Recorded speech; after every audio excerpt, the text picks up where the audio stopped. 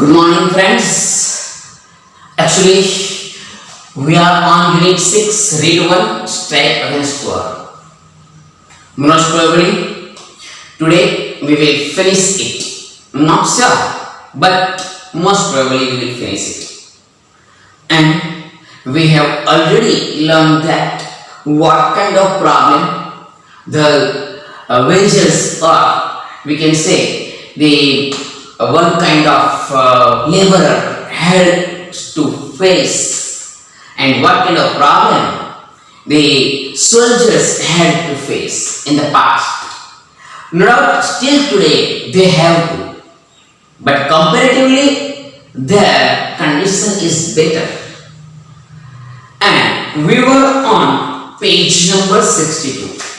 Helen Keller is discussing the situation of economy system and also the situation of and the condition of the laborer and the soldiers. They work very hard for the country. Even they ignore their family, but they didn't get anything. They didn't have any kind of a security. And that's why Helen Keller is giving this speech. It was given in 1916. Still today, it is very true. So, we are on page number 62, and the right side, we are not free unless the man who frame and execute the laws represent interest of the lives of the people and no other interest. આ paragraph પર આપણે હતા, પણ તે પહેલા જરાક revision કરીએ તો ખાલી એટલું થાય કે જે લોકો મજદૂરો દિન રાત કામ કરે છે, 8 થી 12 કલાક કામ કરે છે, અને કેટલીક વાર તો તેઓ માંદા પણ પડે છે, પણ તેમ છતાં તેઓને કોઈ પણ પ્રકારની લાભ મળતા નથી. જો એ લોકો કામ પર ન જાય તો એ લોકોને રોજગારી નહીં મળે, એ લોકોને પૈસા નહીં મળે, વેજીસ નહીં મળે, રોજી નહીં મળે. તેઓને ઇવન એ લોકોના હક માટે સ્ટ્રાઇક કરવા માટેનો પણ હક નથી. કારણ કે મોટા જે હોય એના માલિકો એ લોકોને દબાવી દે છે. જો છેલ્લી બે લાઈન આપણે કહીએ કે they are not free when they are clubbed and imprisoned because they go on strike for rise of wages and for the basic justice what is their right as a human being. એક માનવીય દ્રષ્ટિએ તેઓનો પોતાનો હક માંગવાનો અધિકાર છે, પોતાનો રોજગારી માંગવાનો અધિકાર છે, પણ તેમ છતાં તેઓ એવું કરી શકતા નથી. એવું કરે ને તો તેઓને સામટા જેલમાં પૂરી દેવામાં આવે અથવા તેઓના ઉપર કાર્યવાહી કરવામાં આવે. આવું કંઈક આપણે જોઈએ. હવે આગળ, we are not free unless the men who frame and execute the laws represent interest of the lives of the people and no other interest. જ્યાં સુધી આપણે આ બધા લોકો જે છે, આ મજદૂરો જે છે, એ લોકોને આપણે એ લોકોનો જે કંઈ હક છે એ આપણે નહીં આપીશું ત્યાં સુધી આપણે સંપૂર્ણ મુક્ત નથી. The ballot does not make a free man out of wages slaves. બહુ સરસ શબ્દ છે. The ballot does not make a free man out of a wages slave. Ballot. What is the meaning of ballot? કદાચ અત્યારે મતદાન કરવા માટે જાય, બરાબર? મતદાન ચૂંટણી આવે ત્યારે મતદાન કરવા માટે જાય છે. તો ત્યારે અત્યારે જે છેલ્લા લગભગ 10, 12, 15 વર્ષથી મતદાન કઈ રીતના થાય છે તો કે એનું યુનિટ આવે, મત આપવા માટેનું એક સાધન આવે, પેટી જેવી, એની અંદર નામ લખેલા હોય અને એનું નિશાન હોય. તમારે જેને મત આપવાનો હોય એની સામે એનું બટન હોય અને તે બટનને દબાવવાનું, તમારો મત અપાય. પણ પહેલા એવું નહોતું. પહેલા શું હતું, કાગળ પર, પેજ પર જે કોઈ ઉમેદવાર ઉભેલા હોય એના નામ હોય અને એનું જે કોઈ સિમ્બોલ હોય, એનું જે કોઈ નિશાન હોય, એ નિશાન પર તમારે એક તમને છે તે સિક્કા મારવા માટે એક સિક્કો આપે અને તમારે એના ઉપર સિક્કો મારો ને ચોકડીનો સિક્કો એના ઉપર પડે એટલે તમે એનો મત આપેલો કહેવાય અને એને વાળી દેવામાં આવે અને એનો મત પેટીમાં નાખી દેવામાં આવે. આ રીતના કરતા હતા. એને બેલેટ કહેવામાં આવે, બેલેટ પેપર કહેવામાં આવે. આ રીતના વોટિંગ થતું. તો અહીંયા આવી જ વાત કરેલી છે કે આપણે મત આપવાનો અધિકાર આપવાથી આપણે કોઈ સંપૂર્ણ મુક્ત થઈ જતા નથી. એમ જોવા જઈએ તો લોકશાહીમાં સૌથી અગત્યનો જે અધિકાર છે, અધિકાર કયો? મત આપવાનો અધિકાર. સૌથી અગત્યનો અધિકાર મત આપવાનો છે. આપનો કિંમતી અને પવિત્ર મત ફલાણા ઢીકણા ભાઈને જ આપો. સૌથી અગત્યનો હક આપણને આપેલો છે. આપણા પ્રતિનિધિને ચૂંટવાનો હક એ આપણને આપેલો છે. પરંતુ પ્રતિનિધિને ચૂંટવાનો હક આપવાથી શું આપણો પેટ ભરાઈ જવાનું છે? શું આપણને રોજગારી મળી જવાની છે? એટલે કહે છે કે જો the ballot does not make a free man out of wage slave, કે મત આપવાનો અધિકારથી આ લોકો જે છે એમને કે રોજગારી મળી જવાની નથી. There has never existed a truly free and democratic nation in the world. ભારતની વાત નથી, આખી દુનિયામાં કે લોકશાહી દેશ છે ને, એ લોકશાહી પદ્ધતિ જે છે ને એ ભાગ્યે સક્સેસ ગઈ છે. નો ડાઉટ સારામાં સારી પદ્ધતિ જો હોય તો એ લોકશાહી પદ્ધતિ છે. અલગ અલગ દેશમાં અલગ અલગ પ્રકારના જેને આપણે કહીએ પ્રણાલી ચાલતી હોય. આપણે ત્યાં લોકશાહી છે, કોઈ જગ્યાએ સરમુખત્યારશાહી હોય, કોઈ જગ્યાએ લોકશાહી, કોઈ જગ્યાએ કંઈક સામ્યવાદી પદ્ધતિ હોય. અલગ અલગ પ્રકારની પદ્ધતિ ચાલતી હોય. આપણે ત્યાં લોકશાહી છે અને સારામાં સારી પદ્ધતિ લોકશાહી પદ્ધતિ. પણ તેમ છતાં એ સફળ નહીં થાય સંપૂર્ણ રીતે. કેમ સંપૂર્ણ રીતે સફળ ન થાય? એનું કારણ છે કે આપણે માણસને સ્વતંત્રતા આપીએ ને એટલે માણસને એક સ્વાભાવિક જે સ્વભાવ જે કહીએ ને આપણે સહજ સ્વભાવ કે સ્વતંત્રતા એ સ્વચ્છતામાં પરિણમે. એને હક આપવામાં આવે પછી એ જુએ જ નહીં. બધા જ પ્રકારનો હક છે. વાણી સ્વતંત્રતાનો હક છે, બરાબર. ધર્મનો હક છે, જે ધર્મ પાળવો હોય તે ધર્મ પાળી શકો, જ્યાં રહેવું હોય ત્યાં રહી શકો, જે બોલવું હોય એ બોલી શકે. વાણી સ્વતંત્રતાની વાત કરીએ અને બધી છૂટ આપવામાં આવે ને એટલે એનો દુરુપયોગ કરવામાં આવે એટલે લોકશાહી સંપૂર્ણ સફળ થતી નથી. જો એમ કહે છે there has never existed a truly free and democratic nation in the world. પણ તેમ છતાં સાથે એવું કીધું છે કે સંપૂર્ણપણે આપણે મુક્ત નથી. લોકશાહીમાં પણ આપણે સંપૂર્ણ મુક્ત નથી. છે લોકશાહી પણ તેમ છતાં સંપૂર્ણ મુક્ત નથી એવું કીધું છે અહીંયા. કેમ સંપૂર્ણ મુક્ત નથી? એનું શું કારણ છે? આપણે જે કરવું હોય એ કરી શકીએ, પરંતુ એની મર્યાદા શું આવી આપણે ખબર છે કે આપણે માની લઈએ કે રસ્તા પર જેમ ચાલવું હોય તેમ ચલાવીએ, તેમ ચાલીએ. પછી છે તે તમારે ગવર્મેન્ટે જે કોઈ નિયમ બનાવેલા હોય એ નિયમનું આપણે પાલન ન કરીએ તો ચાલે? નહીં ચાલે. ધાર્મિક રીતે બી આપણે સ્વતંત્ર છીએ, જે ધર્મ પાળવો હોય તે. પરંતુ આપણે અગાઉ જોયું તે રીતના શું તો કે આપણે કેટલીક વાર એવું જે આપણે ન કરવું હોય છતાં કરવું પડે. મેં તમને ઉદાહરણ આપેલું યાદ હોય તો કદાચ કે કોઈ છોરો કે કોઈ છોરી જે છે એને કેવી રીતના મેરેજ કરવા છે, કેવી રીતના લગ્ન કરવા છે, સાદાઈથી એકદમ. પણ તેમ છતાં એના ઘરે જે છે એના ઘરે શું કહે છે? નહીં, લગ્ન તો વિધિથી જ કરવાના.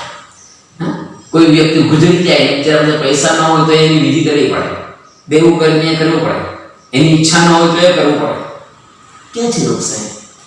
સમાજ આપણને બાંધે છે, ધર્મ આપણને બાંધે છે, કેટલાક અંશે આપણને રાજકીય કાયદા આપણને બાંધે છે. આ બધી બાબતને લીધે આ લોકશાહી છે પણ સંપૂર્ણ રીતે નથી. જોજો પછી there has never existed a truly free and democratic nation in the world. From time immemorial men have followed by the blind loyalty the strong man who had the power of money of armies. ये જરાક અલગ વાત કરી છે કે પ્રાચીન કાળથી શું કહે છે? પ્રાચીન કાળથી માનવી જે છે તે જે બિચારા નાના માનવી છે, નાના માનવી એટલે હાઈટમાં કેવું નહીં મારી જાય એવું નહીં, પરંતુ ઇકોનોમિકલી આર્થિક રીતે બિચારો ગરીબ, એ જે માનવી છે એ માનવી શું કરે છે? વફાદાર રહે છે એનો માલિકને. પરંતુ કેવી રીતના? આંધળી રીતે વફાદાર. સાહેબ વન વે હોય તો ન ચાલે, બોથ વે હોવું જોઈએ, ટુ વે હોવું જોઈએ. ફક્ત એક વ્યક્તિ વફાદાર હોય બીજી વ્યક્તિ ન હોય તો એ ચાલે? ઇન એની સેક્શન, કોઈ પણ બાબતે, કોઈ પણ જેને આપણે ફિલ્ડમાં એક જ બાબત તો નહીં ચાલે. તમે તમારા મિત્ર જે છે તમે એને વફાદારી કર્યા જ કરો, તમે એનું સારું કર્યા જ કરો, અને પેલું તમારા માટે વિચારતો જ ન હોય તો ચાલે? નહીં ચાલે. બંને બાજુ હોવું જોઈએ. તો અહીંયા આગળ એવું છે, વર્ષોથી રાજા રજવાડા એકદમ વર્ષોથી, ઘણા વર્ષો પહેલા ગરીબ લોકો જે છે એ પોતાના માલિકને શું મળતા? તો કે ભગવાન જેવા મળતા, ભગવાનનો હોદ્દો આપી દીધા એને. પરંતુ બીજી બાજુથી શું મળતું? નથી. તો એ યોગ્ય નથી. એમ કહે છે, જો from time immemorial men have followed the way, blind loyalty, blind અંગૂ વફાદારપણું, the strong men who had the power of money of armies. અને કે ઘણી વ્યક્તિ પાસે શું હોય? Man power, money power. Man power અને મની પાવર જેની પાસે એને બધું કામ કરીને કરાય, સંપત્તિ હોય, માણસ હોય, પછી જોવાનું છે, બધું જ કામ થઈ જાય. તો કેટલા વર્ષો કે આજની તારીખમાં કેવું છે કે જેની પાસે બંને વસ્તુ છે બધું જ કામ કરાવે. તો વર્ષોથી આ ચાલી આવેલું છે, આજની તારીખમાં છે. જો બહુ સરસ આપેલું છે કે even while battlefield were piled high with their own dead, they have killed the land of their rulers and have been robbed of the fruits of their labor. એમ કહે છે કે ઘણા વ્યક્તિ પાસે મની પાવર હોય, મેન પાવર હોય, તો એ લોકો શું કરે? તો બિચારા ગરીબડા જે છે, બિચારા જે માણસો જે છે એ લોકો શું કરે છે? તો કે ખેતર ખેડતા હોય, પાક ઉગવતા હોય, મજદૂર ખેડૂત એ લોકો મહેનત કરે અને એમાંથી જે કંઈક પ્રાપ્ત થાય, ઉગે પાક જે ઉગે એ લે કોણ? લે એનો માલિક લે.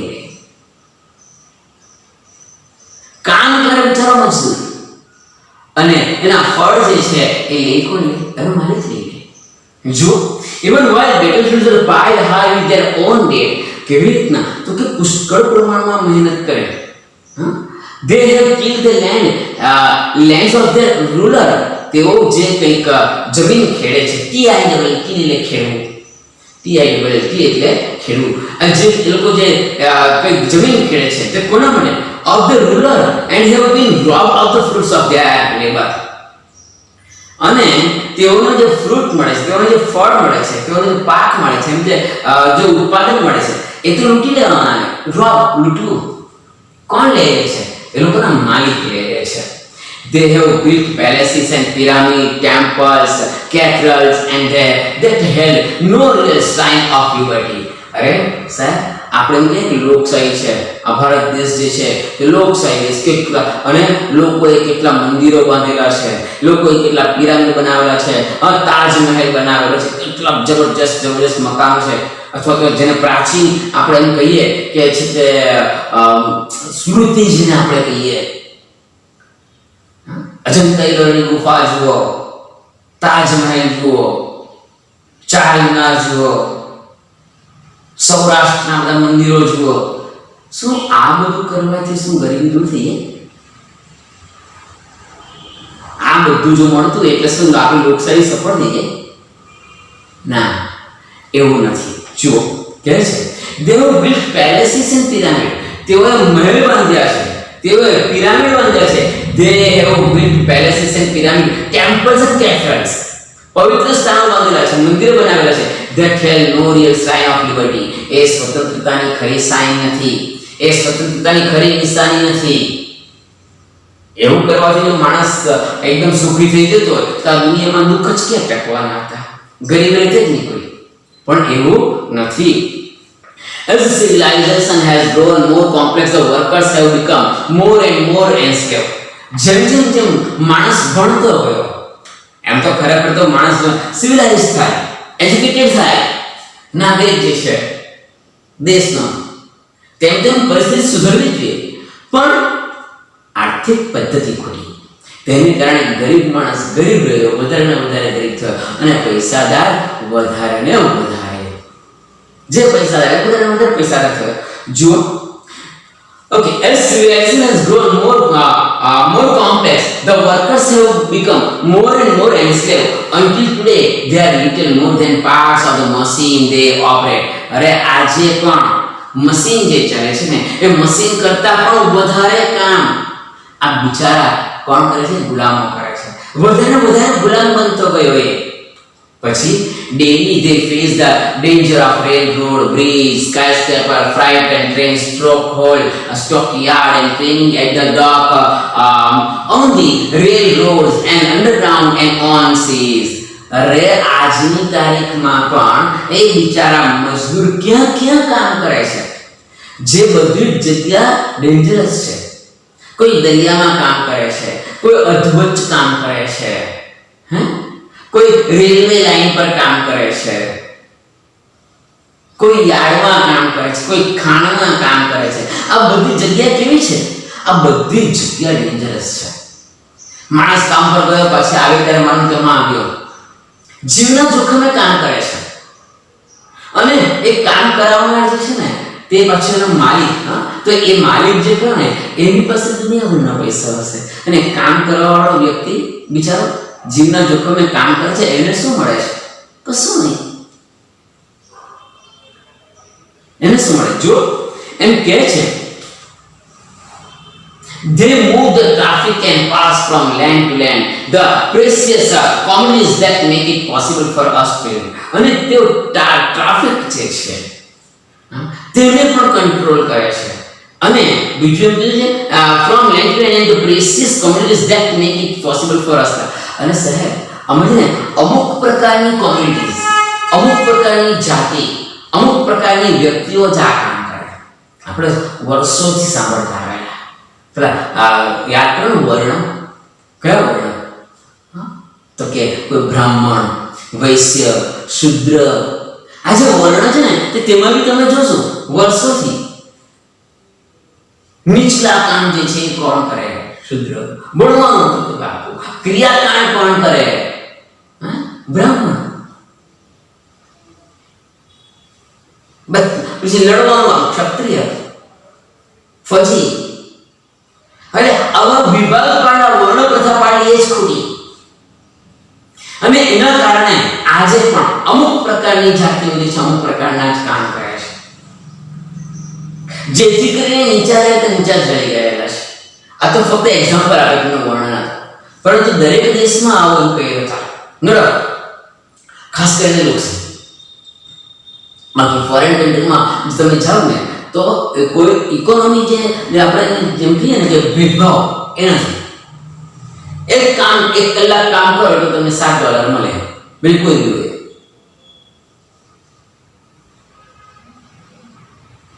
અમુક જગ્યાએ તમે આપણે દુકાનમાં, સ્ટોરમાં કામ કરો, મોલમાં કામ કરો, મિનિમમ વેજીસ આટલા. ત્યાં આગળ કદાચ કચરા સાફ કરવાવાળો એની પાસે પણ કાર્ડ હશે, બની શકે. ઇકોનોમી ત્યાં કેવું છે? બેલેન્સ છે. આપણે ત્યાં બેલેન્સ નથી. જો okay, they move the traffic and pass the land to land, the precious commodities that make it possible for us to live. And what is their reward? અને તેને reward શું મળે છે? કઈ નહીં. Sanitary wages, open poverty, rent, taxes, tributes and work compensation. શું મળે? કઈ મળે નહીં સાહેબ.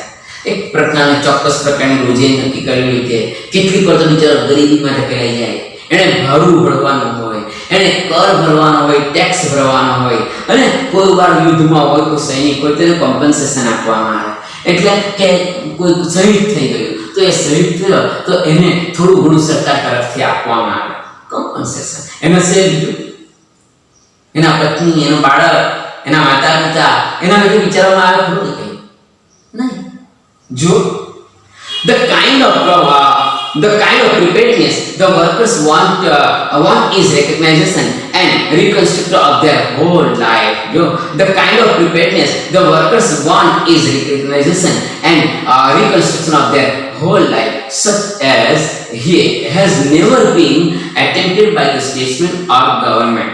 અને આ પ્રકારની જે તૈયારી છે એમાં વર્કર જે છે એ લોકો શું માંગે ઇઝ રેકગ્નાઇઝેશન એન્ડ રિકન્સ્ટ્રક્શન. આને આપણે રેકગ્નાઇઝ સમજવું જોઈએ, એને આપણે રિકન્સ્ટ્રક્ટ કરવું જોઈએ, એને આપણે ફરીથી નવું સર્જન કરવું જોઈએ, એમાં સુધારો લાવવો જોઈએ. And such as have never been attempted by statesmen, કે જે કોઈ સ્ટેટમેન્ટ રાજ્ય કરતા લે છે, જે કોઈક વહીવટ કરતા લે છે, એ લોકો આના માટે વિચારતા જ નથી. આ સ્પીચ 1916 માં હેલન કેલરે આપેલી તે છે. ઓકે, ગવર્નમેન્ટ વિચાર્યું the German found out years ago that they could not raise good soldiers in the slums, so they abolished the slum. બહુ સરસ સેન્ટેન્સ છે. જર્મની છે ને, જર્મનીની અંદર એ લોકોએ વિચાર્યું, જર્મનીમાં કોઈ તરફ સત્તાધીશો હતા, એ સત્તાધીશોએ વિચાર્યું કે આપણને ઝૂંપડપટ્ટીમાંથી કોઈ પણ સંજોગોની અંદર સારા સૈનિકો નહીં મળશે. એવું છે આપણે તમે જો સૈનિકો છે ને, હું નથી કહેતો કે પૈસાદાર લોકો છે તેમાં, હા, પણ કમ્પેરેટિવલી જે લડવા જાય છે ને, જે સૈનિક ખરેખર બોર્ડર પર લડે છે ને, એ લોકોને તમે ઘર જોજો ને વિચારવાનું.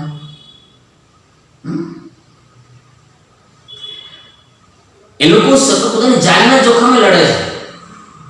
નથી એ લોકોના ઘર સરખા, નથી એ લોકોના પતિ પત્ની જે છે, હા, તો એ લોકોને જે આપણે જેને સિક્યોરિટી કહીએ, આપણે સલામતી કહીએ, તે નથી.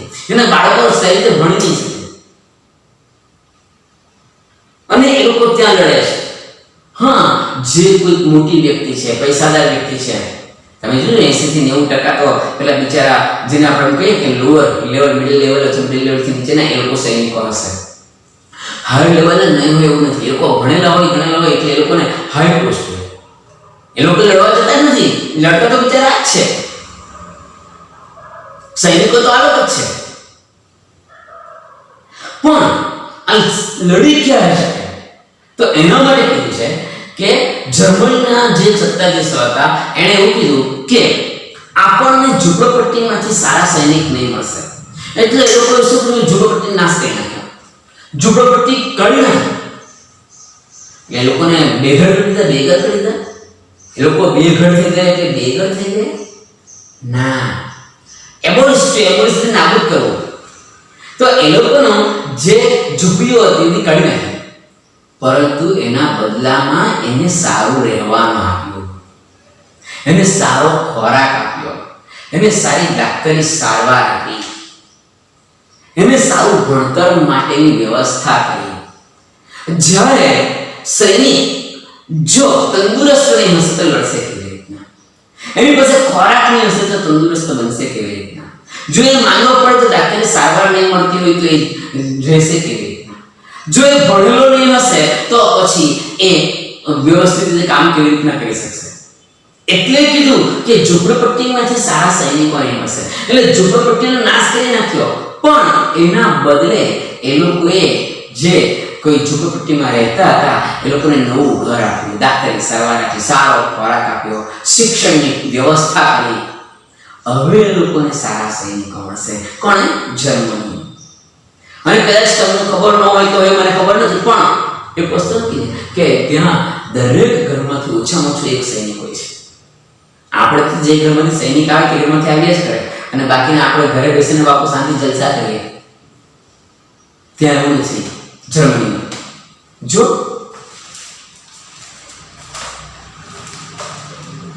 attempted by station of government, the Germans found out years that they could not raise good soldiers in the slum, so they abolished the slums. એ લોકોએ ઝૂંપડપટ્ટી નાશ કરી નાખી. They saw to it that all the people had at least few of the essential of civilization. આ જે કોઈક લોકો છે એમને પાયાની જરૂરિયાત, એસેન્શિયલ પાયાની જરૂરિયાત, એમને આપણે પાયાની જરૂરિયાત તો આપવી જ, જેવી કે ડિસેન્ટ લોજિંગ, પછી proper medical care, proper safeguards for the workers in their occupations, યોગ્ય પ્રમાણમાં ખોરાક આપવો, હા, કેવો પોષણયુક્ત, પ્રોપર મેડિકલ કેર, યોગ્ય દાંતરિક સારવાર આપવી, પછી proper medical care and proper safeguard, સલામતી આપવી for the workers in their occupation, એના સેમાં ઓક્યુપેશનમાં, વ્યવસાયમાં. That is only a small part of what should be done. આ તો ફક્ત બહુ નાનો બાબત, પણ small part of what should be done. It is your business force this reforms the administration. એ તમારું કામ છે. એવું કહેવાય ને હિન્દીમાં કહેવાય છે, જો ચીજ માંગને से नहीं मिलती वो छीननी पड़ती है. જે આપણને સાદી સીધી સરળ રીતે માંગવાથી નહીં મળતી ને એને છીનવવી પડે. જ્યારે તમે સરકારની સામે કંઈક તમારી માંગણી મૂકો અને સરકાર નહીં માને તો તમારે પછી એને છીનવવી પડે.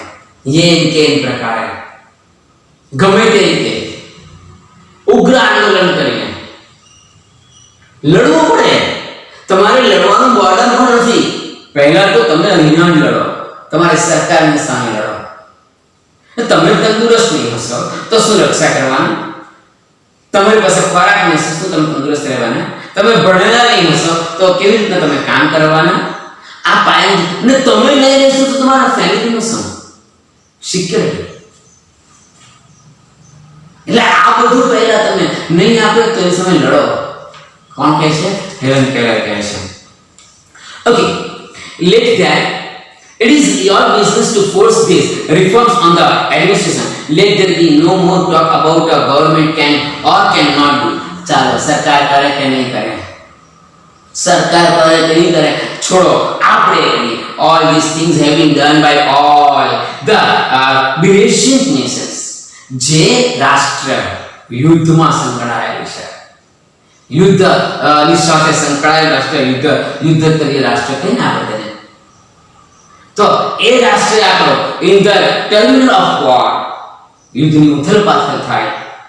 Every fundamental industry has been managed better by the government than by private corporation. યાદ રાખજો કે પ્રાઇવેટ કોર્પોરેશન જેટલું સારી રીતે ચલાવી શકે ને એના કરતાં ગવર્નમેન્ટ વધારે સારી રીતે આ કરી શકે. આપણે ત્યાં ઊંધું છે. ગવર્નમેન્ટ સેક્શન જેટલા બી છે ને એટલા બાપુ કેવા એજન્સા આવે. તમે કોઈ ઓફિસમાં જજો, તમારું કામ જો તરત જ થઈ જતું હોય તો મને કહેજો. નહીં થાય, આજે આવજો, કાલે આવજો, બપોર પછી આવજો, 2 દિવસ પછી આવજો, સાહેબ નથી. આ બધું ચાલે. અને પ્રાઇવેટ સંસ્થામાં તમે જાઓ ને ફાટફાટ તમારા કામ કરે. પણ અહીંયા ગાડી હેલન કેલર એમ કીધું છે કે ગવર્નમેન્ટ આ બધું સારી રીતે કહી શકે. એનું શું કામ? કે ગવર્નમેન્ટ પાસે બધા રૂલ્સ એન્ડ રેગ્યુલેશન એના પોતાના છે. પ્રાઇવેટ સંસ્થાએ ગવર્નમેન્ટને ફોલો કરવું પડે અને એમાં કેટલીક મર્યાદા હતી. એટલે હેલન કેલર કહે છે કે આ જે કામ છે એ સરકાર સારી રીતે કહી શકે. It is your duty to insist up still more radical measures. અને એ તમારી ફરજ છે, એ તમારી ફરજ છે કે તમે જે છે એ કેવી રીતના તો કે એના પર દાબ દબાણ કરીને એ તમારી ફરજ છે. It is your duty to insist upon still more radical measures. It is your business to see that no child is employed in industrial establishment or mine or store. અને એ તમારી જવાબદારી છે. કોઈ બાળક જે છે કોઈ ખાણમાં કામ નહીં કરે, કોઈ સ્ટોરમાં કામ નહીં કરે કે પછી and that no work is needlessly exposed to accident or disease.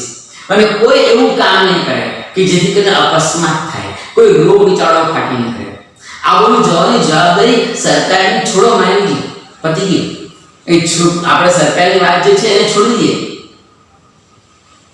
પણ આ બધું આપણે જોવાનું છે. It is your business to make the give you clean cities free of smoke. અને હવે આપણે સામાન્ય નૈતિક ફરજ કઈ તો આપણું નૈતિક ફરજ છે it is your business to make them give you clean cities. આપણે ચોખ્ખું રાખવું શહેરને એ જવાબદારી આપણી છે. આપણે જો કચરો નહીં ફેંકીશું તો પેલો કચરો સવાલ નથી એને સર કરે. પણ આપણે કચરો આપણે આપણા ઘરને ચોખ્ખું રાખવાનો પ્રયત્ન કરીએ કે નહીં? તો આપણા ગામને ચોખ્ખું રાખો, આપણા શહેરને ચોખ્ખું રાખો, આપણા રાજ્યને ચોખ્ખું રાખો, આપણા દેશને ચોખ્ખું રાખો. પણ આપણે જ એટલા ગંદા, એ જવાબદારી આપણી છે. એ સરકારની જવાબદારી કરતાં આપણી જવાબદારી વધારે છે. પછી ધુમાડો વધારે નહીં કરો, ફ્રી ફ્રોમ સ્મોક, ધુમાડો વધારે નહીં કરો. પ્રદૂષણ જે છે હવાનું એને બચાવો, ડર્ટ એન્ડ કોન્ટ્રીબ્યુશન એને જે ધૂળ જેને આપણે કહીએ એને ઉડાડો અને ભીડભાડ વાળી જગ્યા નહીં કરો, જ્યાં જાય કરતા શાંતા તૂટી પડે. ભાઈ ક્યુ બનાવો ને, હાલમાં બોલો ને. પછી it is your business to make them pay you a living veggies. અને તમારી જવાબદારી છે કે જે કોઈ કામ કરે છે એને એની જીવન જરૂરિયાતની જે વસ્તુ છે એને મળવી જોઈએ. It is your business to see that this kind of preparedness is carried into every department of the nation until everyone has chance to be well born. અને એ આપણી જવાબદારી કે દરેક જણને શું તો કે preparedness carried into every department of the nation. રાષ્ટ્રના દરેકે દરેક વિભાગની અંદર જે કોઈ કામ કરે છે ને કેવું એને પોતાનો હક છે. કેવો હક છે જુઓ, એ કહે છે kind of preparedness is carried into every department of the nation until everyone has a chance to be well born. દરેક જણને સારી રીતે જન્મ લે, બાળક સારું જન્મવું જોઈએ. પછી and well nourished એટલે વેલ નોરિશ્ડ નો અર્થ છે પોષણયુક્ત ખોરાક મળવો જોઈએ. રાઇટલી એજ્યુકેટ સારી રીતે ભણાવવો જોઈએ. Intelligent and serviceable to the country at all times બુદ્ધિમત્તાવાળો બનાવો. દેશને જ્યારે જરૂર પડે તો ત્યારે તૈયાર રહો. આ બધી આપણી જવાબદારી કરી ને આપણે હંમેશા કહીએ હક અને ફરજ એ સિક્કાની વાત છે. આપણા હક છે તો ફરજ બી ખરી નહીં કે એકલું બસ હક જ ઘણા એમ કહેવાય હક જમાવવાનો પણ કંઈ કરવું નહીં તે નહીં ચાલે ને. હક અને ફરજ સિક્કાની વાત છે. Strike against all audience and laws and institutions that continue the practice of peace and the cruelty of war. દરેકે દરેક જેને આપણે કહીએ ને કે અધ્યાદેશ છે જે નથી સારું એની સામે થાવ, લોની સામે થાવ, એવી સંસ્થાની સામે થાવ. અને જે શાંતિની અંદર એટલે જે વસ્તુ શાંતિ રાખવા માટે હોય તેની અંદર કોઈ એ કરતો હોય ડિસ્ટર્બ કરતો હોય એની સામે થાવ, એની આગળ સ્ટ્રાઇક કરો. એન્ડ ક્રુએલ્ટી ઓફ વોર અને આ યુદ્ધ જે છે એ યુદ્ધને અટકાવો. યુદ્ધથી કોઈનું કલ્યાણ થયું નથી. ઘરથી વાત કરીને હવે આપણે દેશ પર પહોંચીએ. Strike against war for without you no battle can be fought. અને તમે જો આ લડાઈ નહીં લડશો ને, આ યુદ્ધ નહીં લડશો ને તો કંઈ નહીં થશે. પહેલા આપણે જ લડવાનું છે, અહીંયા જ ઘરમાં જ યુદ્ધ કરવાનું. ઘરમાં યુદ્ધ કરવાનું, લડવાનું નથી કરતો. યુદ્ધનો અર્થ ખાલી તલવાર લઈને, ચપ્પુ લઈને, છરી લઈને, બંદૂક લઈને નીકળી જવું એવું નથી, પરંતુ આપણી જાત સાથે સારી બાબતનો આપણે ઉલ્લેખ કરીએ. Okay, strike against preparedness that means death and misery to millions of human beings. Strike against preparedness that means death and misery to millions of human beings. જે લોકો બિચારા દુખી છે અને એવા જે લોકો મૃત્યુ પામી રહેલા છે એમની સામે સ્ટ્રાઇક કરો. જે દુખી છે, misery છે, જુઓ, that means death and misery to millions of human beings. Be not dumb, obedient slaves in the army of destruction. બહુ સરસ સેન્ટેન્સ છે. હંમેશા છે ને તે આજ્ઞાંકિત બનવાનું, પણ એટલા બધા બી આજ્ઞાંકિત નહીં બનવાનું કે હા હા sir, yes sir, yes sir, no sir. અરે સાહેબ, જ્યાં અંકાળી તમારે બોલવાનું હોય ને ત્યાં બોલો. બોલશો તો જ થશે. બાકી તમારા માલિક તમને જેમ કહે તેમ તમે કર્યા કરશો ને તો કંઈ નહીં થશે. આજ્ઞાંકિત બનો, પણ એવા આજ્ઞાંકિત નહીં કે ખોટું કરે તો એવા બી હા પડવાનું, એવા નહીં બનો. જુઓ, કીધું છે બી નોટ ડમ, મૂંગા નહીં રહો. ઓબિડિયન્ટ સ્લેવ, ઓબિડિયન્ટ સ્લેવ એટલે કે આજ્ઞાંકિત ગુલામ નહીં બનો. ઇન આર્મી ઓફ ડિસ્ટ્રક્શન, જે પતન તરફ લઈ જાય. પરંતુ કેવા બનવાનો?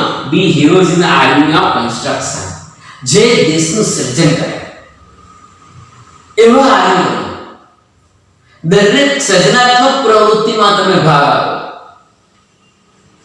કંઈક નવું થતું હોય કંઈક સારું સર્જન થતું હોય, ક્રિએટર બનો, એક સર્જનાત્મક બનો, એવું કહે છે. સરસ લેસન તો મને તો ગમે.